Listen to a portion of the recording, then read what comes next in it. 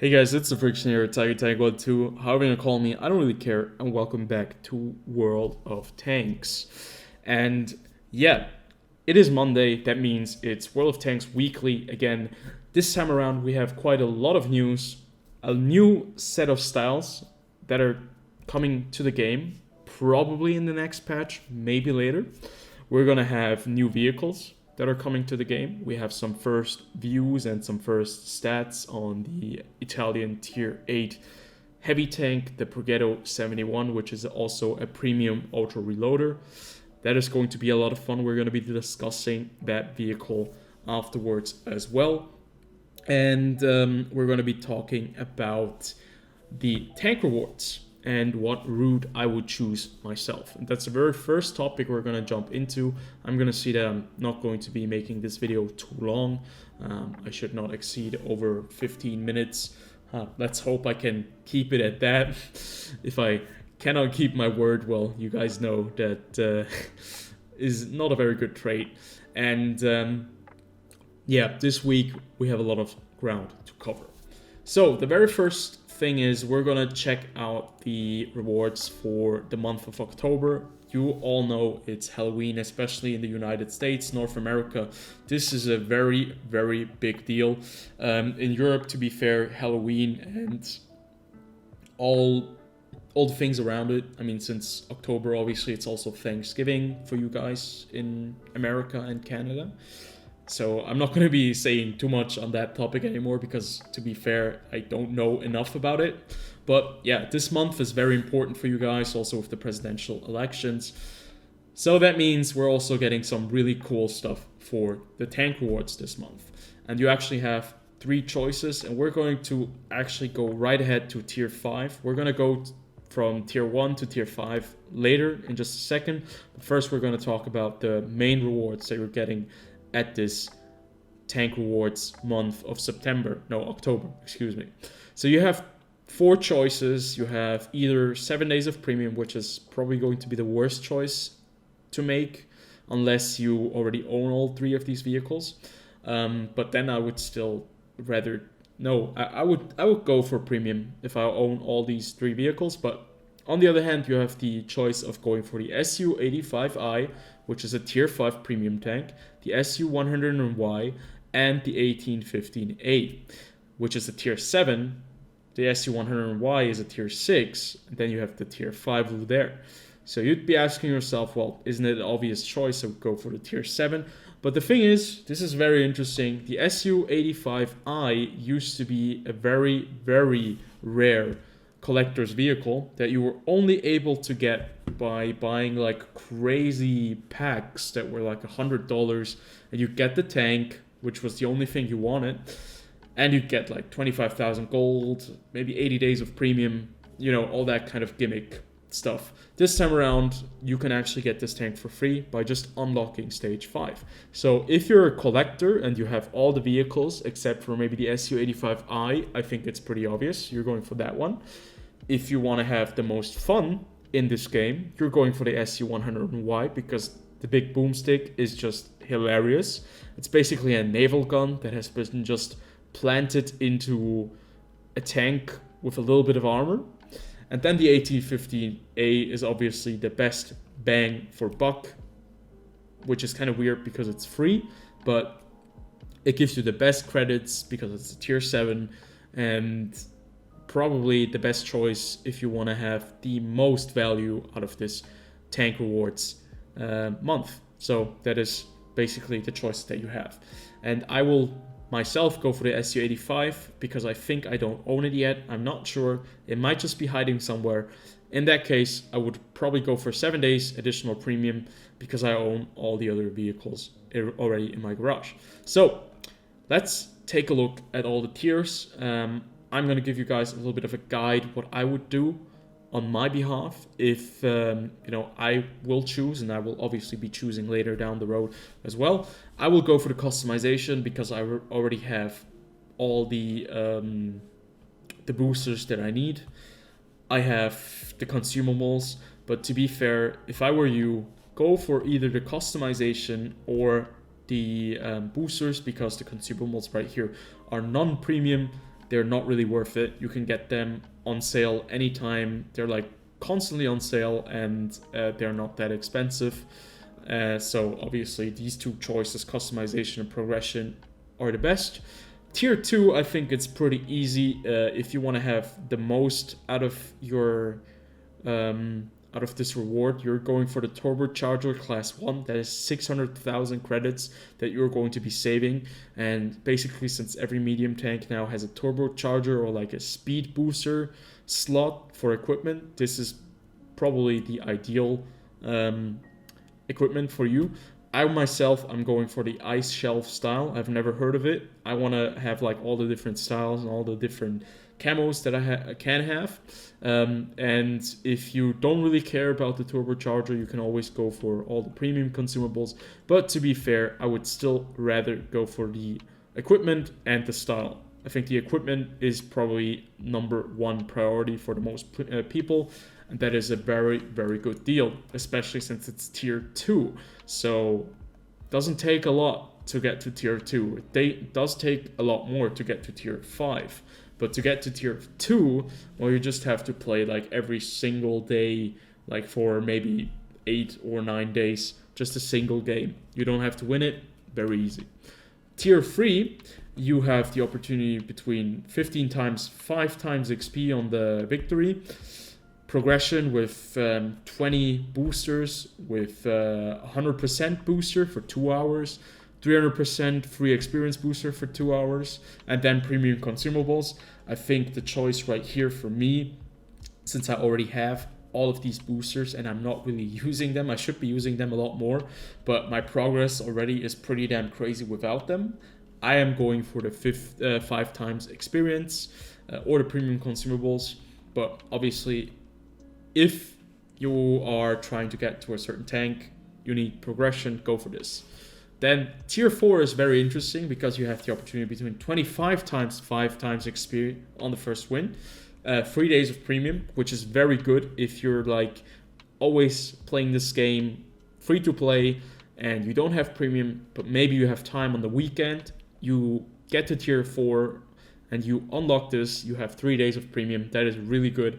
Or you go for equipment, because the equipment, that's 1.2 million credits right there. And you can always use this equipment. Gun rammer and vents, that's something that's very uniquely usable and a very good choice in my opinion. So that's what I would be doing. So moving on from the tank awards, we're going over to the styles, and we have several styles. All of them are actually for Soviet tanks, but they really look cool. This is the Dobrynya Nikitich 3D style for the Object 705A, and all of these styles are non-historical, but they look really good, and they cost you 5,000 gold, or at least that is the price at the moment. We don't know if you have to pay it in gold or if you have to buy them off the store. So yeah, they look really good. Look at this Object 705A. I love the blue color clashing with the red. I love that it's painted on, that it has this style that it's like a historical painting just put on a tank. And if you look at it, you have this round shield, which is a 3D object at the front of the tank, and you have this Russian, or I don't know, Kiev Rus warrior fighting this dragon. It's kind of mythical, but brushed up with a little bit of Nordic, maybe Slavic history, and it looks really cool. Also in the back, you're carrying several things. You're carrying a battle axe, you have a little chest up there, a helmet, and it looks really cool. This is, I think, probably one of the best looking skins I have ever seen in World of Tanks. And it's called the Dobrynya Nikitich 3D style. So keep an eye out for this. We're not sure when it's coming in, but it's already done and they're promoting it. We have first information on it, and we're moving on to the Ilya Muromets style for the ST2. And to be fair, at first from the front, it looks kind of boring. It's really dark. The detail, though, you do notice a lot of different things on it. There's like a whip right there. There's a shield, which looks really cool. There is like blue, like wind drawings. Like you see ravens and you see trees. You notice a lot of more stuff when you're just paying attention to the skin. It looks a little bit boring from the front, but from the side it looks really good. You can see the mural on the side of the turret. You have another Soviet or Russian or Viking with his weapon brandished ready, and then like ravens in the back. It looks really cool. It's a bit of a dark skin, but if you have a little bit more of light or a better light source in the game, you can see just how detailed the skin is. And also you're going to be carrying stuff on the back. You have this guy who is like producing wind by blowing it out. Like, it looks really mythical and kind of cool. Like, this is exactly something then you have in Cyrillic and Russian, the name right there. And it just looks really cool, and it's exactly the style that's something that I would buy from Wargaming, because it's done really well and it just looks really cool. Then you have like, you know, the horn in the back, the sword, and even like the tree stump, or the tree that they always have on the Soviet tank, looks like a huge mace, not mace, this is the mace, but like a huge just club to punch someone. It looks really cool, and I really enjoy this style. Moving on, we have the Object 268. This is the Alyosha Popovich skin. Looks really nice as well. You have the hero or the protagonist on a horse this time around. You have a helmet on the vehicle. You have 2 huge machine guns on top, or machine cannons actually, and a shield at the front as well. Then you have the helmet right there on top of the light on the right side, maybe on the left side as well, but I'm not sure. And then on the back you have like spears, and you have a chest, and the name is again in Cyrillic, in Russian, on the left side, or maybe on the right side as well, but we don't know that. But on the left side it definitely is displayed, and it looks really cool. 5,000 gold though is a lot of money for a skin, even though it looks really, really good. So those are the 3 skins, or at least this little skin collection, which looks really good. I would say check it out for yourselves. Check out these pictures. All of the links are in the description, as always, with the timestamp. And we're moving on to the SU-130 PM with the Altay Fox. And this skin, now this is actually a render. I think this skin, is it already in the game? I am not sure. I think the skin is already in the game, but it looks really good. This is a render, computer render of the vehicle, the SU-130. No, I think it's not in game. I haven't seen it, I think. So this is another skin that might be coming to the game, or is probably coming to the game. You can see just how cool the SU-130 PM looks. It has this light. I'm not sure if this is infrared or if this... It doesn't look like a searchlight. It looks like infrared, to be fair. It has the camo net on top of the vehicle. It looks like it has been gone through a little bit of combat, or has been used a while, as you can see right here. That the armor is also a bit broken on the side, and it looks really good. It looks really cool. It looks very nice with the tools on the back. So yeah, that is another style that is coming to the game, and we have a render of it. And yeah, I'm looking forward to all these new styles. All of those styles, well, they're maybe not coming yet in the next patch. They might be coming later, but they certainly look ready to go into the game. Then we're moving on. Before we go into that, actually, World of Tanks have released on the Super Test a vehicle, the Pz.Sfl IC, which is a small little tank that you can play in War Thunder, which is a tank destroyer in the game, and it's going to be a tank destroyer premium at tier 4, and it might be like a New Year's gift for all of us. And if you look at the vehicle, there are no real No real renders yet. Like these are all still just like in-game low poly models, or it's just like a very low polygon model that has just been added into the game.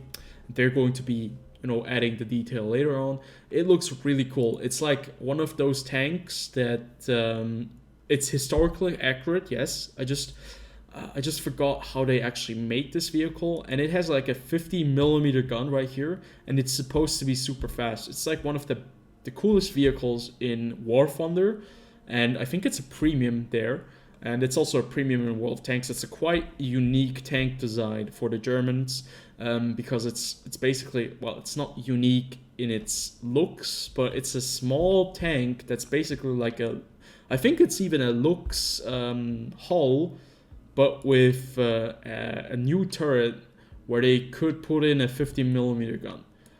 And you can see right here, these are like the very first stats. They still obviously are subject to change. And you can see it has 160 horsepower with 420 HP and a total mass of 10.56 tons. So it's a very light vehicle. It can go up to 54 kilometers per hour going forwards, 20 kilometers per hour going backwards. Hull speed of 45.89 degrees per second. Turret speed is very slow, as you imagine tank destroyers to be. 28 degrees per second. View range 320 meters at tier 4. Doesn't seem to be that bad, to be fair. Radio range is quite nice. It doesn't have any turret armor. The turret armor is basically just, well, the turret is basically just like the Scorpion, you know, the American tank destroyer at tier 7. The hull armor is 50mm, 15 on the side and 15 on the rear. And the alpha damage with its 50mm gun is going to be 70 HP, 100mm of pen. That is going to be super interesting at tier 4. At tier 4, what is running around there? The Valentine, I think, is running around. So with 70mm, 100mm of pen, you are going to be able to destroy anything. You have DPM of 1,905 damage per minute, and the reload time is 2.21 seconds. So that's really, really good. The accuracy is 0.39 at 100 meters, so it's not the most accurate tank, but the aim time is rather good, and the depression values are very good as well. So it looks like one of these premium vehicles that are going to be added into the game as maybe a gift, hopefully a gift, that everyone is going to be playing because it's fast. It has good gun stats, like really good, especially at tier 4. 1,905 DPM at tier 4, imagine that. Holy crap. And yeah, it's like one of those very unique vehicles. Yeah, I'm really looking forward to this one, but we'll have to see just how they're going to be implementing it into the game. I think personally it's probably going to be a reward tank or like a gift for us. And I think this time around this would be a gift that is really worth it, in my personal opinion. Moving on to the Progetto 71, we have already spent like so much time on this video. The Progetto 71, this is the HD model right here. World of Tanks and Wargaming have already talked about detailing heavy tanks. I have made a reaction video and first impression video on that topic. And this is the tier 8 premium that they have shown us. It is going to be running around with 1,400 hit points, 600 horsepower engine, which allows it to go up to speeds of 50 kilometers per hour forwards, 15 kilometers per hour going backwards. So this is a tank that is highly mobile for a heavy. And that's exactly what Wargaming wants to do with this vehicle. Highly mobile, 27.12 degrees per second turn rate, and 27.12 degrees per second turret turn rate is not that great, to be fair though, but with the speed it needs to have a little bit of a nerf on the turret and hull traverse, because if all of those stats were just way too good, we'd have a huge problem. So the view range is going to be 380 meters. Hull armor on this thing is going to be 135 millimeters. And actually, you can see the spaced armor right here. Those plates are actually going to be added armor. So yeah, the upper plate is going to be a lot thicker, and you can see it's kind of angled. It's rounded, like the T110E5. Not as crazily rounded, but it has more of a roundness than other vehicles at tier 8, especially the Germans.